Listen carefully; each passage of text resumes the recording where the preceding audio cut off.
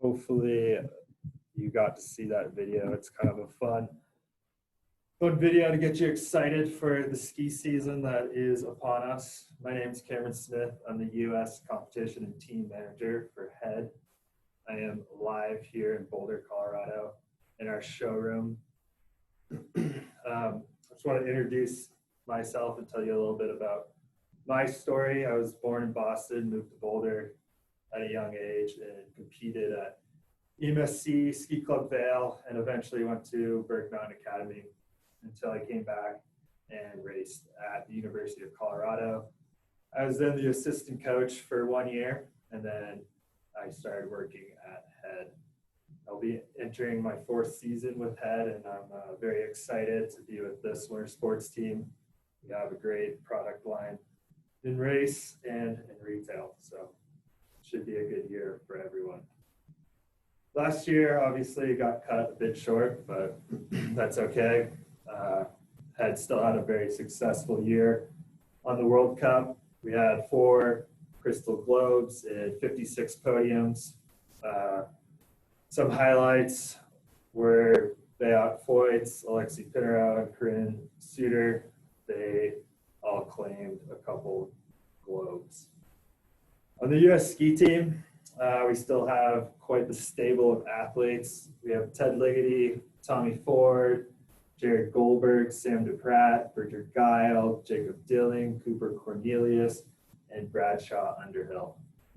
So that's about a quarter of the men's team, which is a pretty cool stat in my mind. I think it shows that we support not only U.S. ski racing, but also ski racing globally as well as a brand. On the women's side, we have Alice McKennis, AJ Hurt, and Ainsley Profit. Not only do we have a lot of success on the U.S. ski team, but we also have quite a few promising junior athletes across the country that I'm very fortunate to work with. And they've had success nationally and internationally, whether that's at the Whistler Cup or Topo Games. So yeah, we have quite the stable of athletes. So now getting into some product, I want to talk about skis, bindings, and boots, and then I will have my assistant, aka my boss, Andrew Cooperthwaite, who's in this room with me answering questions. So if you do have any questions, please feel free to type them in the comments. He'll either let me know if we need to go over them, or he'll answer them promptly through the comments. So starting out with the skis, we have a whole new technology in our skis. It's called EMC, also known as Energy Management Circuit. This reduces the negative vibrations. So there's only positive vibrations, good vibes only. This is gonna make the ski arc a lot cleaner, and you'll have more edge grip as well. As far as our FIS skis go, the 193, the 188, and the 165, so that's the men's and women's FIS GS ski and the men's FIS Slalom ski. Those are different side cuts for this year. They're new side cuts. The tip is narrower and the tail is quite a bit wider. What this is going to allow is the ski to, at the end of the turn, it's going to accelerate you out of one turn and bring you across the hill to the next turn. So that's exciting, good stuff. All of these skis are coming directly from the World Cup, trickling down to the FIS racers here in America as well as across the country. So we're very fortunate to have a big World Cup, or a lot of World Cup athletes. So they're constantly testing new side cuts, new constructions. Yeah, and eventually those come down to us. Moving on, another highlight on the FIS skis is this new tip protector. The reason why I want to highlight this is because we all hate it when we're training slalom and we break a tip and you have to email or call me or go to your local ski shop.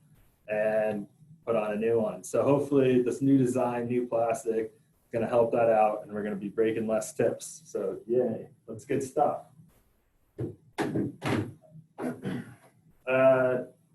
Moving on to some other skis. Another new ski for us is the 151 Tweener Slalom Ski. So this is going to bridge the gap between a junior slalom ski and that adult fist slalom ski. This has been a very popular ski already. We actually have to order some more because we've already sold out. So yeah, make sure you order those up right away. Moving on to the junior skis. The biggest news in the junior world is this new junior plate. It's a two-piece plate. We have one bracket here, another screw holes here, here, and here. What this allows is that basically from here to here is the only points of contact on the ski. This is a rubber dampener on the tip of the plate and a rubber dampener on the tail of the plate. This is going to allow the ski to flex. It's going to provide a nice progressive flex, smooth and easy for those junior athletes to learn how to carve and have a good time out on the hill.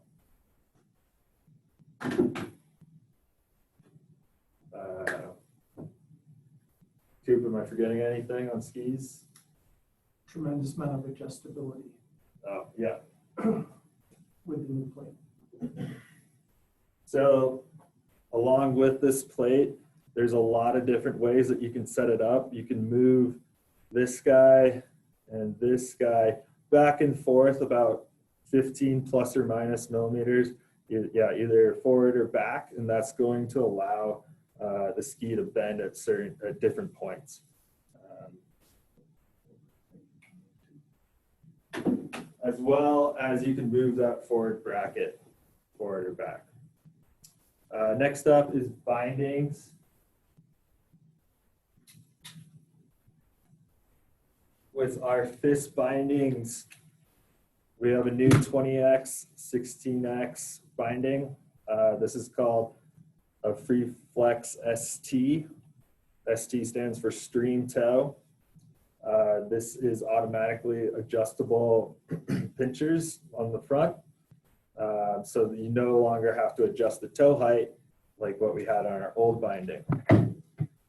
Another highlight of this binding is we have a steel plate underneath the toe piece, and that's going to allow for a lot quicker of a power transfer, or a more efficient power transfer from the athlete to the plate, to the ski, to the snow, so you're going to have a better or more powerful turn.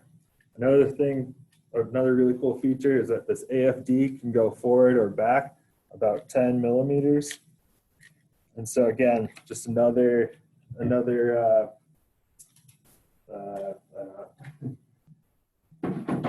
adjustment that you can make, that you can really tailor the binding or the plate to your style of skiing.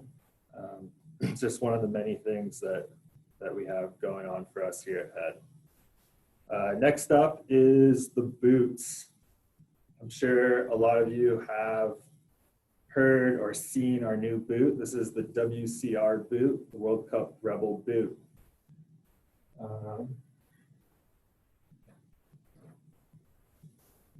So starting at the top of the line, so the stiffest boot is the WCR2. This is a 150, 160 flex boot. It comes out of the box as a 150. It has one rivet in the back. If you add that second rivet, it's going to be a 160. A couple highlights of this boot. We're using a TPU plastic, so that's a thermo PU plastic. What's really nice about this plastic is that it's going to allow the athlete to have a progressive flex. So instead of pressuring the front of the boot and having a lot of rebound back, that's maybe going to push you into the back seat, this boot's going to allow you to move forward or pressure the boot, and then slowly it will rebound back. So you can stay centered over your skis and enter the next turn in a good position. What else? Canting. There's a great there's a new updated upper cuff canting system for us. In a little baggie in your boot box, you're going to have different upper cuff discs that you can place. And depending on how you put them in here, it will adjust this cuff either out or in or straight. So essentially you can have half a degree out, half a degree in, 1.5 out, 0, lots of different variations to this. Cam, can I jump in on the boot real quick? Yep. So a couple other attributes to the boot that we should talk about just real quick so I can break up Cam's talking a little bit with some of my own because I am the product guy next to Cam. But some important other aspects to the boot, we've elevated the buckle level so there's greater angulation that can go into the buckle. We've extended the toe box on the boot. So when you talk about extending the toe box on the boot, a lot of people go, well, that improves the fit automatically. Well, that's part of it. We want you as an athlete to have better balance in the boot. And by extending that toe box and giving higher vertical volume in the toe box, you can use your toes to articulate the ski and balance better in the boot. But there's also a physical change to the boot and how the boot relates to the ski when we do this. And by elongating the toe box and essentially bolstering the toe box, we reduce the torsion in the boot to the ski linkage. So what that means to you as a racer is this: when you move the toe and you move the boot, that translates into a quicker reaction to the ski. So a really important aspect to that. We also have a very deep heel pocket in this boot. So the boot does have the ability to downsize a little bit if you should choose to do that. It's a whole new shape, a whole new last. It's a 93 millimeter last and a size 26. We use a 4-degree boot board or a 4-degree ramp angle in the boot and a 16-degree forward lean. So we want to put you in that nice athletic position in the boot from the start. And that's why we use that 16-degree forward lean. All right, thanks Coop for jumping in. He is the product manager. Another aspect of this boot is we start out with a flat boot board, which is great. Start flat and you can modify later. One last key note on the WCR boot is our new liner. This is a liquid fit race liner. What liquid fit is it's essentially 2 pockets or pouches on either side of the liner, right around your ankle, where you can inject a paraffin wax material that's never going to harden. As you can see, I can move it around. So every time you put your foot into your boot, it is going to move around and basically cushion or provide a tighter fit for yourself around your ankle. Do we have any questions? No questions so far. Okay. So back to some different flexes of the WCR boot. We have the WCR 2 at a 150, 160, WCR 3 at a 140, 150, WCR 4 at a 120, 130, and a WCR 5, which is out of the picture here. That is a 100, 110, and that is a short cuff. That's a great boot to transition from our Raptor 90 or 80. That's going to be the next boot up from one of those. And what's great about that is you're going to have that 93 last, full lace-up liner, the liquid fit technology, essentially the same boot that every World Cup racer is on as well. Another important aspect to the liquid fit system that you should know about is that it is flexible. So unlike a foam liner, which a lot of our World Cup athletes use, and we do have it available for you as well, liquid fit is different in that it is not a one shot and you're done and you got to live with it that way. Liquid fit is flexible in that you can add material to the liner, you can take material away. So as you move throughout the course of your season, if that liner feels like it's packing out a little bit, you want to add a little more liquid fit to the liner and the heel pocket in particular, you can go ahead and do that. And it's important to note that the liquid fit is affecting really from the midfoot back, from that little bone below your ankle that we call the navicular, all the way back, or that midsection of the foot back. So as you need to, you can add material to the liner, or if you had to, you could take material away. If, let's say, you were to injure your ankle and you needed more space in there, you had to do some adapting to the shell, you can go ahead and remove some material from one bladder versus the other, whether it's the medial or lateral bladder. Awesome. So back to our junior boots, we have the Raptor 90 and a Raptor 70. What's great about these boots is it is a solid sole junior boot, as well as we have a new lace-up liner for these junior boots as well. We do have an upper cuff canting system on the Raptor 90 and 70. And then our pride and joy, the Raptor 65. This was a Raptor 70 last year, but we felt that the 65 was a better fit in our junior boot line. So it was softened slightly, still replaceable toe and heels on the soles. This is a great boot for a U12, maybe even U14 racer. Last but not least, our helmets and goggles. We have our new downforce helmet and Sentinel goggles, as well as our Team SL slalom helmet.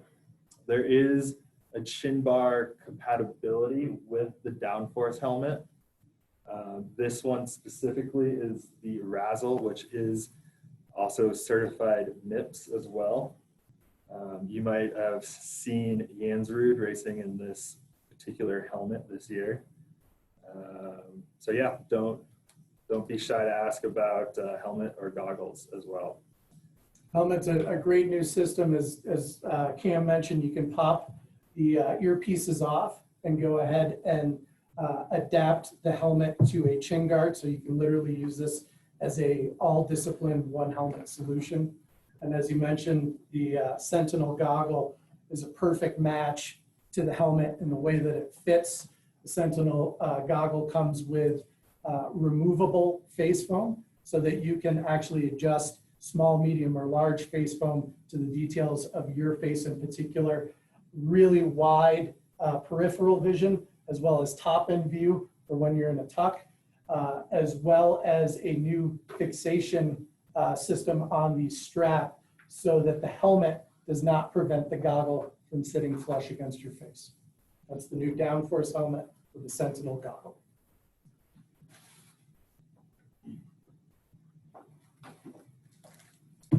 So next, I just want to touch on a couple more techie things, such as boot lifter. So this is a boot that has been lifted.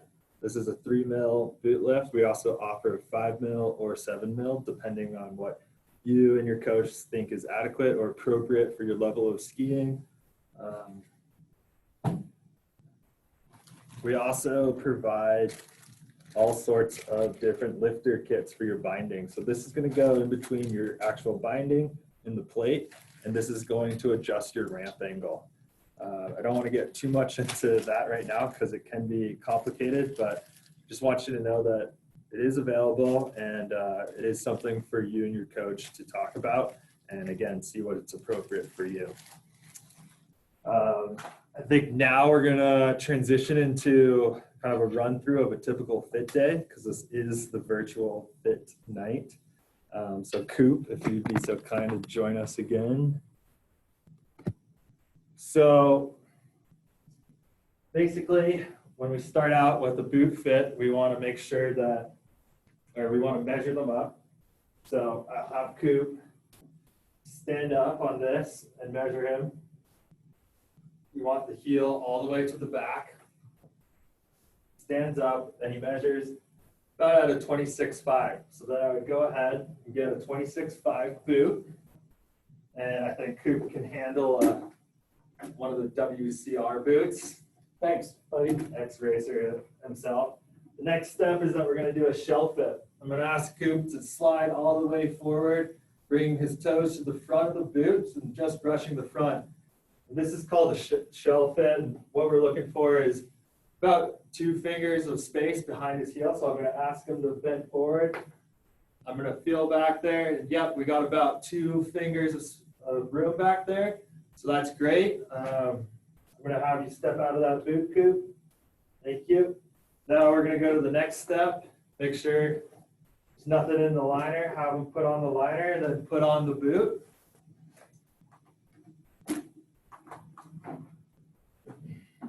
Now when you're trying on a boot for the first time, you want to make sure that your heel is all the way in the back. You want to kick the boot back. You want to buckle your top buckles first. This will also get your heel all the way back into that heel pocket so you're nice and snug. You want to do the power strap, flex forward, and then readjust the buckles as you see fit, also buckling the bottom buckles. So the next part is I usually like to have the athlete put on 1 boot, 2 boots. Maybe we're putting on a different flex boot on the other foot, maybe a smaller size or a bigger size. I usually like to have them sit in it or stand in it, flexing it, walking around, for 5 or 10 minutes. So we can really make sure that we have not only the right flex, but the right size. A lot of questions that I get is that it's September right now. My kid isn't skiing, or this athlete isn't skiing until, let's say, November, December. Bulk of the season really starts until January. What if he grows? Well, we do the best that we can.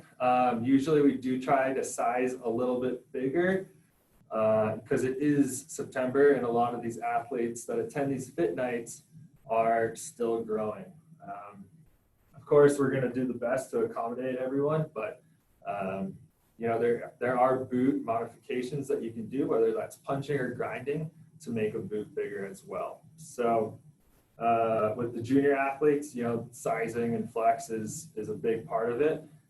A lot of the time, this is where I rely on a coach who actually is with the skier or with the athlete for the whole season and has been watching them progress technically, athletically, and I really look to them to say, okay, are we moving him up maybe 1 flex? So perhaps we're going from the Raptor 70 to the Raptor 90, or are we doing the Raptor 70 for this season and then we'll move to the Raptor 90 after that. So Coop, how does that feel? Fantastic. Awesome. So the next step would be to size up some skis. So with slalom for junior athletes, we'll just pretend that Coop is a, 12-year-old, 14-year-old boy. For slalom skis, we usually want to see just below the nose, about mustache level, and GS skis just above the head, maybe at the top of the forehead. So for Coop, I'm going to go with the 165 to begin with, a slalom ski. I'm still growing, so you got to keep that in mind. It's about right. Maybe we look at the 156. So that's clearly a little too short. That's coming up to about his chin. And knowing that Coop is a well-established skier, I would say he should go for the 165. I'll take that as a compliment. For a GS ski, again, we're looking for it to be just like right above the head.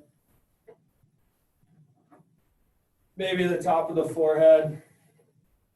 This is a 193. This could be a little bit too big for him. 181. That looks just about right if he was truly a 12-year-old skier. So anyway, that's it's pretty simple. It's not rocket science out here. We're just trying to make sure that everyone is on the right length ski as well as the right flex boot and the right size. A lot of these skis match up with a certain binding, whether that's, it's a 166 GS ski, we'll probably put a Freeflex 11 binding on that.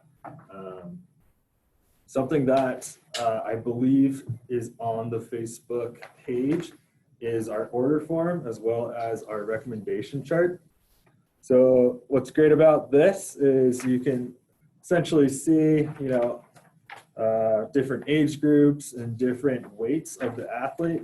You can kind of just go across, and this is just a generalization of what we think is acceptable or what we suggest for a certain athlete to have or to be on, whether that's, a certain binding or ski length or a certain boot flex. Anything else you'd like to add? Yeah, sure. If I'm thinking about head and I'm thinking about ski racing, the most important message that I can convey to you guys is when you talk about racing and you talk about racing at the highest level, you talk about companies' race rooms. Well, with the head line of equipment, whether it's the skis, the bindings, the boots, you are being brought into that race room. You're being brought into that prototyping. And that's probably the biggest message that I can deliver to you guys is you're part of how we develop our products. When you look at our skis, as Cam mentioned earlier, we develop many, many different prototypes. And we develop a prototype for Ligety, and we develop a prototype for Pinterborough, or a prototype for Tommy Ford. And what we do with those prototypes is we collect the feedback from those skiers, and then with the mix of our stable of athletes, we find the ski and the prototype that works for the broadest selection of World Cup athletes. That's what you end up skiing on that following year. So you're literally skiing on products that have just been developed the year before. Our boots are no different. When you look at our WCR boot, that boot was actually not supposed to come out until next year. But when we prototyped it and we got it on a large portion of our stable of athletes, the success and the response from the athlete and the fact that they could stay in a centered position and they weren't paying the price from too much feedback from the boot. And what I mean by that is if you're skiing in the slalom course with our Raptor from previous seasons, if you stuff that slalom ski into a rut and all that energy fed into the ski and up into your boot, a lot of times you ended up on your backside and you couldn't control that feedback from so much energy. This new boot allows you to stay and maintain a centered position. We heard that from the racers. We saw the buy-in from the racers. Usually a new boot takes 2-3 seasons to get a following within your athlete stable. We saw it within months. So we rushed the boot to production and got it to you guys as quick as we could. The same thing goes for our new Freeflex ST or Stream Toe. That is all development that goes on in our race room at the leadership of Reiner Salzgeber and his crew. And you're getting feedback and you're getting equipment from the best in the business. And I can't stress that enough. You are getting direct product from our race room, and that can really make the difference for you on the race course. Thanks, Scoop.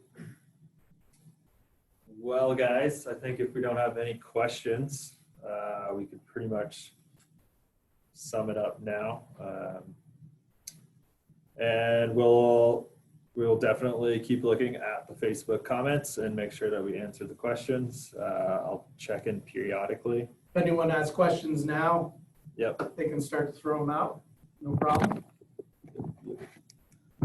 But other than that, I think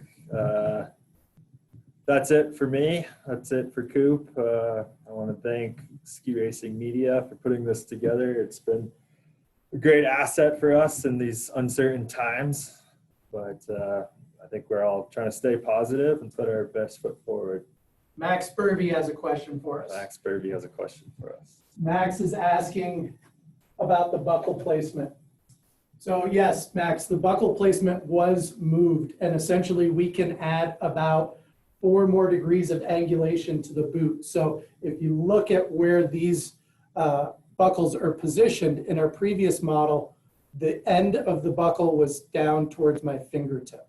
So we've brought the 2 lower buckles, the toe buckle and the instep buckle, further up and shortened the actual lever of it, so that can allow for a greater level of angulation for guys like Tommy Ford and Ted Ligety, and not allow them to boot out, as we call it in ski racing. So that's had a big effect. you would see it in our old boots by the race room, taking the buckles and physically moving them over. We've gone ahead and adapted that to the finished product. Yep. Maybe we'll just check one last time here.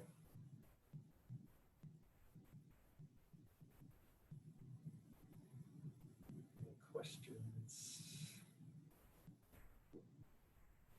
Dino, I think you missed the plate tuning. We did talk about that already. Nothing else at the moment. All right, well, I think that does it for us here in Boulder. Please feel free to reach out to me if you have any more questions. My email is csmith@us.head.com, and I'd be more than happy to reach out on a Zoom meeting, on a phone call, or simply just email you back. Thanks a lot, everyone. Be certain to follow our social media channels on Facebook, on Instagram. We have a Instagram racing account, which is Head Rebels, @Head Rebels. We also have @Head Ski. We also have @Head Free Skiing. So lots of different channels and lots of content being pushed out. So they're definitely worth your while to follow. Thanks, everyone. And until next time, we will talk to you later.